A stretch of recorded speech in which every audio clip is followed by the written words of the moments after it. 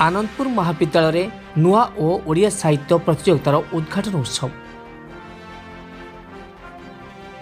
आनंदपुर महाविद्यालय विश्व ओडिशा भाषा सम्मेलन आयोजन एवं श्रीमंदिर परिक्रमा प्रकल्पर उद्घाटन परिप्रेक्षी नुआ और ओडिया साहित्य प्रतियोगिता भारप्राप्त अध्यक्ष श्रीयुक्त रवींद्र कुमार नायक पौरोहित्य एवं नोडाल ऑफिसर प्राध्यापिका श्रीमती श्रीलेखा साहू सहयोगित अनुष्ठित होइछि।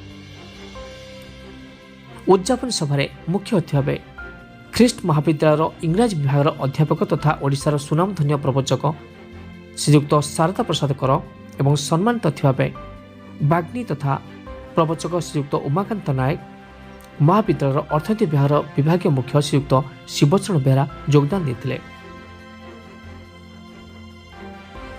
अतिथि माने ओडिया भाषा एवं जगन्नाथ संस्कृति संबंधी अनेक रोचक तथ्य उपस्थापन करथिले। सभार संयोजन अध्यापक रघुत्तन करथिला बेले अध्यापक वशिष्ठ कुमार बेहरा धन्यवाद अर्पण करथिले।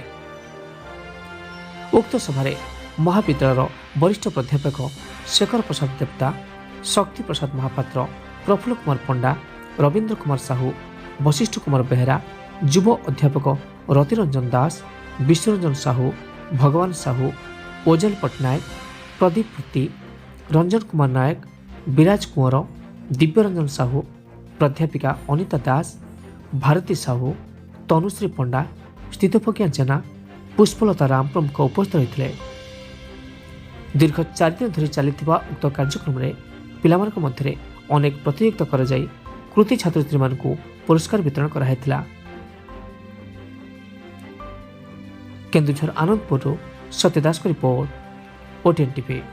प्रतियोगिता युक्त 3 वक्तृत्व प्रतियोगिता +3 पिला मानकर एथर तृतीय स्थान अधिकार वर्तमान मोर से कृति प्रतियोगी ओडिया भजन आसी पहुंची छथि जे प्रथम स्थान अधिकार करथिले पीके अंकित आचार्य। मो अनुरोध करिबे से अतिथि मानकर मध्ये पुरस्कार ग्रहण करिवे। भजन प्रतियोगिता से प्रथम स्थान अंशग्रहण करथिले। वर्तमान वक्तृत्व प्रतियोगिता युक्त 3 विभाग पिला मानकर